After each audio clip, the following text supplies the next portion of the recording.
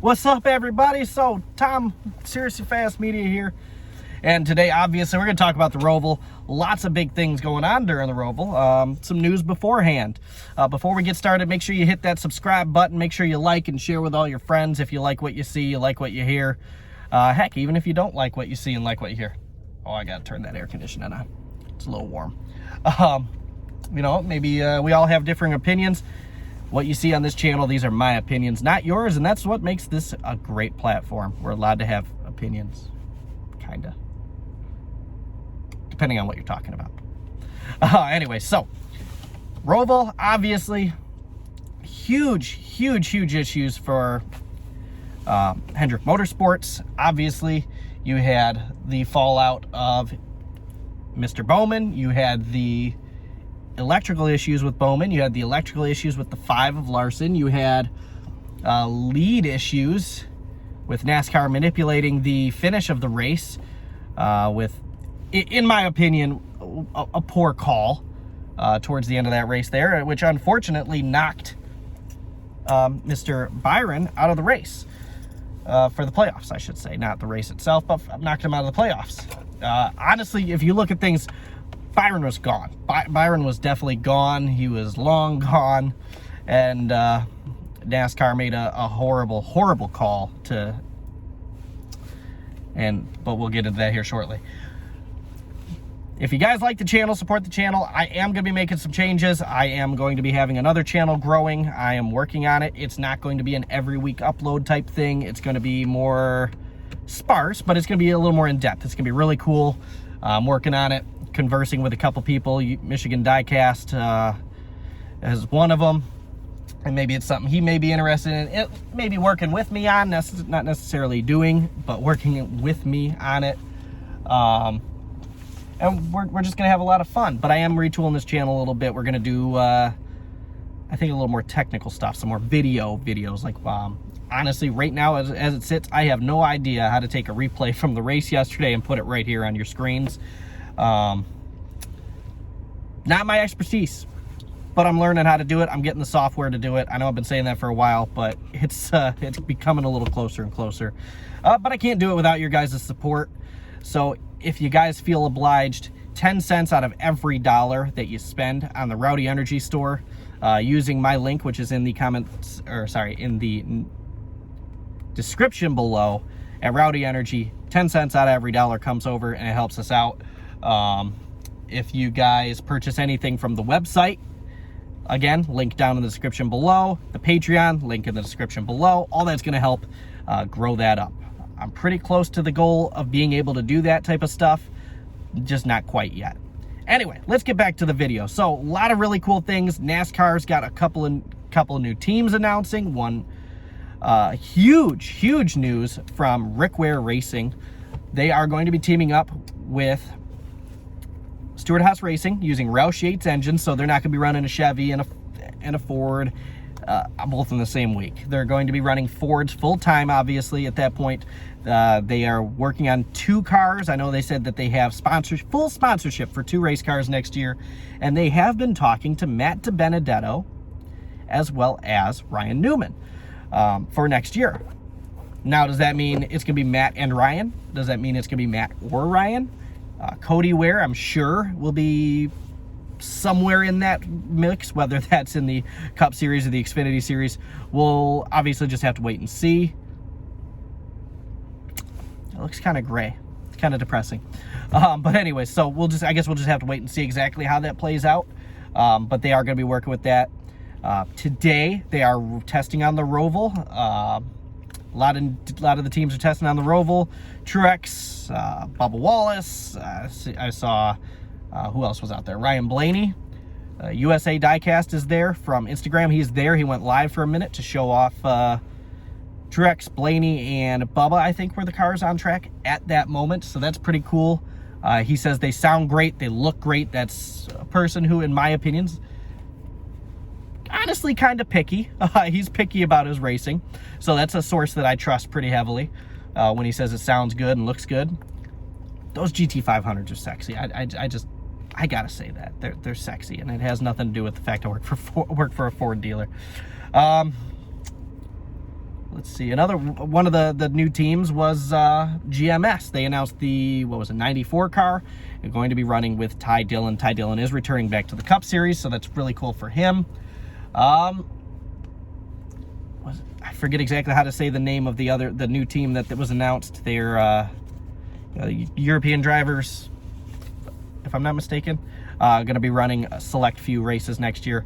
It opens up all these possibilities of these new teams. It's fantastic to see these new teams, and I sure as hell hope that we are doing qualifying and practice every race next year. That seems to be the goal, but I really hope we get qualifying and practice next year.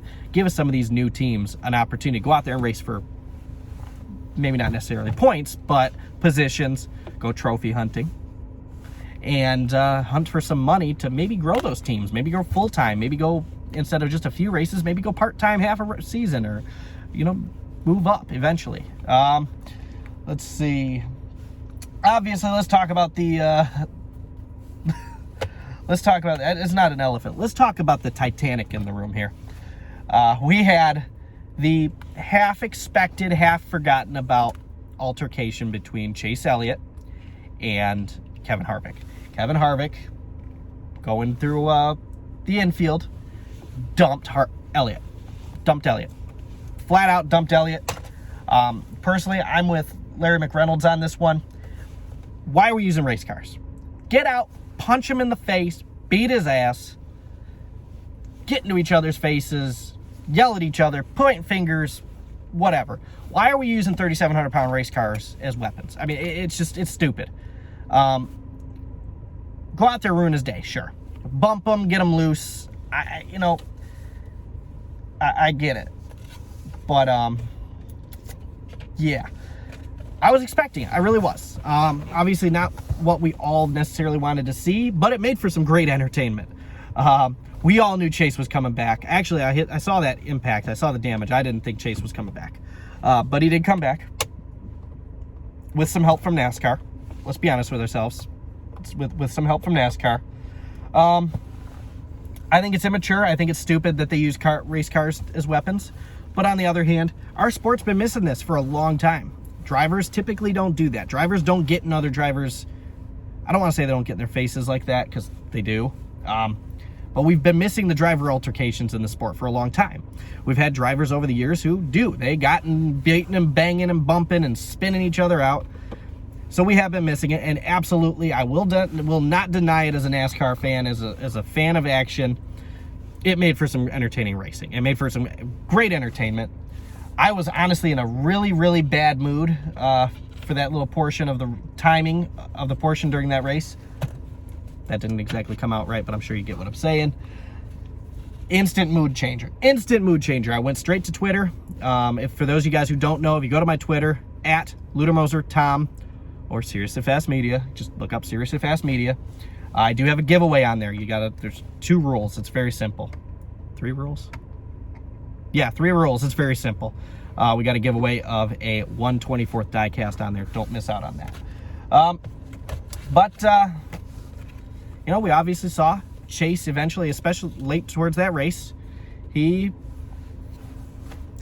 went and he ran down Kevin, and you listen to the announcers, and they were nervous. They were very nervous. They were very nervous about what was going to happen. They were, oh, Kevin! And then what did he do? Kevin choked. That means Kevin Harvick has choked now twice in 2 years at moments that he absolutely had to go out and perform. He was scared. I think he was scared. Chase Elliott had the best line. I wish them a merry off season and a happy Christmas, or a happy off season, Merry Christmas, however. Great line. Perfect line. I thought it was fantastic. It was an amazing line from Chase. No joke. No exaggeration. That is a great line. All the credit due in the world. Harvick, obviously not as happy. He was booted out, as was Christopher Bell, William Byron, and Alex Bowman. Everybody else moved on. But let's get to the other portion of the elephant in the room here, and that is the fact that NASCAR made a blatant call to, I mean, even Larry McReynolds said, I mean, because NASCAR announced it. They said they did not call the black flag for Chase Elliott because we all saw the damage. They put the Barabon on the car. It stuck for about 2-3 laps, and then it started flopping. After it started flopping, I even made a comment to my fiance that that's not going to hang on. That's not staying there. That's going to fall off. And I gave him a lap. It actually came flopping. I gave him another lap. NASCAR didn't make a call. 2 laps, NASCAR didn't make a call. 3 laps, NASCAR didn't make a call. I was saying that's going to fall off. It's going to cause a caution. Where's the black flag? Where's the black flag? Where's the black flag? I wasn't saying I hope they black flag him. I wish the kid could have just went out there and raced like he did. But you knew that was going to fall off. It was blatantly obvious. It was going to fall off, create a caution, manipulate the race. Whether knowingly, unknowingly, willingly, unwillingly, NASCAR made a call. It was, again, a stupid call. That car should have been black flagged immediately. As soon as the Barabon got let loose and it started flopping behind the car, straight behind the car, and you could see it was going to fall off. I mean, my fiance doesn't know anything about NASCAR. She goes, that's going to fall off of there, isn't it? Yeah. And guess what? It did. And NASCAR responded. They said they didn't do it because he wasn't in traffic and it wasn't creating a dangerous situation, but it was going to manipulate the race by causing a caution. And what happened? It fell off. It caused a caution. 2 big chunks of sheet metal went flying off the race car. Well, it wasn't in the infield where it could have been a little tighter. It was on the backstretch where, okay, then why'd you throw the caution if it was in the backstretch and not going to be an issue? It's just really, really stupid call from NASCAR, in my opinion. And you know what? I was listening to XM radio. Larry McReynolds agrees with me. He said he was very confused why they didn't throw it. And I quote that. I wrote that down on a piece of mail here. And, oh good, that's not my address. I was going to say, I think I just showed everyone my address. No, I didn't. But I even wrote it down on a piece of mail. I took notes. I mean, he said he was very confused why they didn't throw the flag. And they said, well, it's short tracks, and it's not a requirement due to aero, and it's short tracks, we don't throw it all that. Yeah, you do. NASCAR, come on. Larry's confused. Danielle's confused. I'm confused. I've watched NASCAR for 28 years, 29 years. We're all confused. You can't make decisions just to make decisions. I mean, they helped the 9 car, and in turn, NASCAR caused the 24 car a championship. Or a shot at running at the championship. Maybe it would have went, maybe it wouldn't. They cost him a chance to run in the next round. He had that race won. Congratulations to Kyle Larson. 3 road course wins in a row in a year. It's the most ever. I got nothing, guys. I mean, just it was a very stupid call from NASCAR. I had to talk about that. I mean, we all saw it. Everyone saw it. Tons of people were on there talking about it on Twitter. Tons of people were thankful they didn't call it. Tons of people were upset that they didn't call it. But nonetheless, they didn't call it when it absolutely should have, because it did exactly what it was going to do, that we all knew it was going to do, and that's cause a caution. NASCAR was supposed to try and prevent that from happening. Call a black flag, get them in there, get them to rip it off. But then Wonder Boy would have been out of the championship. No question about it, he would have been out. Obviously, he ran his heart out. He ran a hell of a race with what he had. He did. He went back there, finished, 12th, 13th, 11th, something like that. But in the long run, it's just another black eye on NASCAR's officiating. And this year's had some doozies. Another one of those topics I want to address is the 5 car. Cliff Daniels, all of them going out there and making the call to get Kyle Larson in. Go behind. They knew they got to go behind. It's better to go behind and be able to race back up than fall behind and lose out because your car failed. Changed the battery, changed the belt, went in, fixed the car. It was golden. And he went back and he did. Kyle Larson did exactly. I mean, he was in the red for some of that race. He was in the red probably for close to half of it. But Kyle Larson went out and did what Chase Elliott's done over the last 2 years at the Roval, and that is come from far behind and win the race, and win it in a very aggressive fashion. But I do want to give a huge shout out to Tyler Reddick, who ran one hell of a race. I'd have loved to see him go up there and be able to challenge. Obviously didn't happen, but I think Chase Elliott's gonna have to watch out, because Kyle Larson, and I'd have never called this at the beginning of the season, Kyle Larson is one hell of a road course racer. Chase has to watch out. He's won 3 this year. That's Chase Elliott's bread and butter. That's where most of his races come from. He's won half of his races of his career this season alone. Kyle Larson has. I mean, that's incredible runs. And he passed Chase Elliott in terms of overall wins as well. I think that goes to show that this team is still strong, even though they were behind, even though they lost a ton of spots. I think they're still definitely a huge championship competitor. Let me know what you guys think in the comments section below. You have a great rest of your day. I'm going to go eat lunch.